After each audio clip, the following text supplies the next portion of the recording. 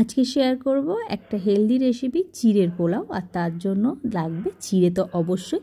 তো একটু মোটা চিড়ে নিয়েছি এবং চিড়েটাকে ভালো করে ধুয়ে এর মধ্যে চিনি, লবণ আর একটু সামান্য হলুদ দিয়েছি। তো হলুদটা মাখানোর পর একটু লেবুর রসও দিয়েছি, তাহলে এই চিড়েটা ঝরঝরে থাকবে। অন্যদিকে চলুন এবার একটুখানি কী কী লাগবে এর সাথে সেটা দেখিয়ে দিই। এর সাথে লাগবে হচ্ছে বাদাম, কাঁচা বাদাম নিয়েছি। আর নিয়েছি এর সাথে যে সবজিগুলো, সেটা হচ্ছে গাজর, বিনস, পেঁয়াজ আর স্বাদ মতো কাঁচা লঙ্কা, যেমন ঝাল খান। আর আমি নিয়েছি মটরশুঁটি, আর তার সাথে রয়েছে কারি পাতা। আর এই পুরো রান্নাটাই করব আজকে অলিভ অয়েল দিয়ে। তো চলুন রেসিপিটা দেখে নেওয়া যাক কীভাবে বানাই। প্রথমে আমি অল্প একটু তেল দেব বাদামটা ভাজার জন্য। আমি বরাবরই কম তেলে রান্না করি। তেলটা গরম হয়ে গেছে, এবার দিয়ে দেবো বাদামগুলো।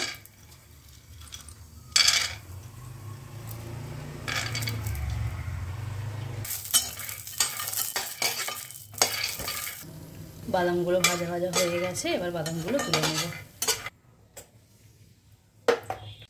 এরপর তেলটা গরম হয়ে গেছে, এর মধ্যে শুকনো লঙ্কা, অল্প একটু সর্ষে আর কারি পাতা দিয়ে দিলাম।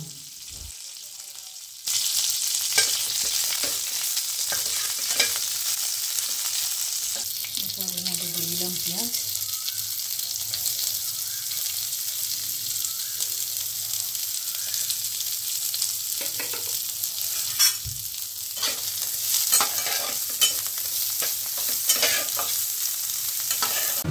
পেঁয়াজটা লাল লাল হয়ে এসছে, তখন আমি এই সবজিগুলো দিয়ে দেবো, গাজর আর বিনস।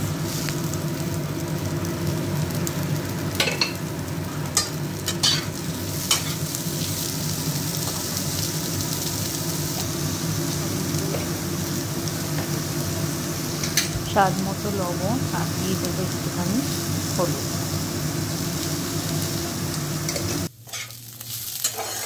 সবজিগুলো একদম ভাজা ভাজা হয়ে গেছে, সবগুলো সেদ্ধ হয়ে গেছে।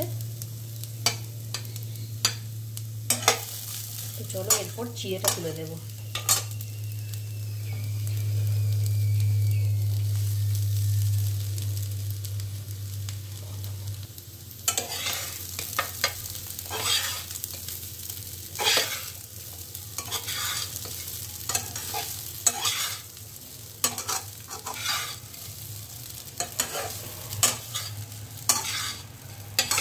এরপর আগে থেকে যে ভেজে রেখেছিলাম বাদাম, সেটা দিয়ে দিলাম।